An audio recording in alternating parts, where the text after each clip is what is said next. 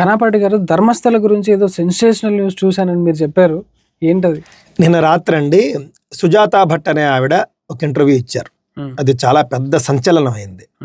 ఆ ఇంటర్వ్యూలో ఆవిడ చెప్పింది ఏంటంటే, ఇంతకాలంగా కర్ణాటకలో కానీ దేశవ్యాప్తంగా కానీ చర్చనీయాంశంగా ఉన్నటువంటి అంశం, అనన్యా భట్ అనే నా కూతురు ధర్మస్థల వెళ్ళింది, మణిపాల్ మెడికల్ కాలేజీ స్టూడెంటు, తోటి విద్యార్థులందరూ వచ్చారు, ఈ అమ్మాయి మాత్రం అదృశ్యం అయిపోయింది, ధర్మస్థలలో నా కూతురు అదృశ్యం.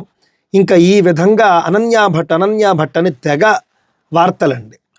దాని గురించి కన్న తల్లి ఇచ్చినటువంటి ఆ యొక్క సమాచారం ఏమిటంటే, వాంగ్మూలం ఏంటంటే, ఇంతకాలము నేను చెప్పినవన్నీ అబద్ధాలు, నాకు అసలు కూతురే లేదు, ఈ కూతురు అనేటటువంటిది సృష్టించినటువంటి పాత్ర, నన్ను ఈ విధంగా చెప్పమని ఫలానా వాళ్ళు, గిరీషు తిమ్మరోడి మొదలైనటువంటి వాళ్ళు పూర్తిగా నాతో ఈ విధమైనటువంటి నాటకం అంతా ఆడించారు.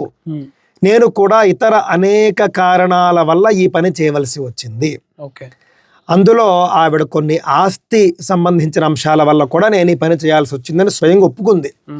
దయచేసి నన్ను క్షమించండి, నన్ను వదిలేయండి, ఇది ఇంత సంచలనం అవుతుందని నేను అనుకోలేదు, తెలుసుంటే నేను అసలు చెప్పేదాన్నే కాదు, నేను పెద్దదాన్ని అయిపోయాను. ఆవిడ్ని కర్ణాటకలో ఆవిడ్ని సరదాగా ఆట పట్టిస్తూ అజ్జి అంటూ ఉంటారు, అంటే బామ్మగారు అన్నట్లుగా.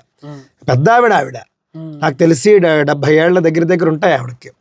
దయచేసి నన్ను వదిలేయండి, క్షమించండి అని ఆవిడ తేల్చేసింది. నేను చెప్పినవన్నీ అబద్ధాలు, నాకు పెళ్లి కాలేదు, పిల్ల లేదు, లేని పిల్ల అదృశ్యం అయ్యే అవకాశమే లేదు, కావున మొత్తం మాయా సర్వం అబద్ధాలు, నన్ను క్షమించండి, నన్ను వదిలేయండి అని ఆవిడ చెప్పింది. ఇప్పటికి కూడా లేదు అనన్యా భట్ అని ఉంది ఒక పాత్ర అని మీరు అనుకుంటే కనుక మీ కర్మ.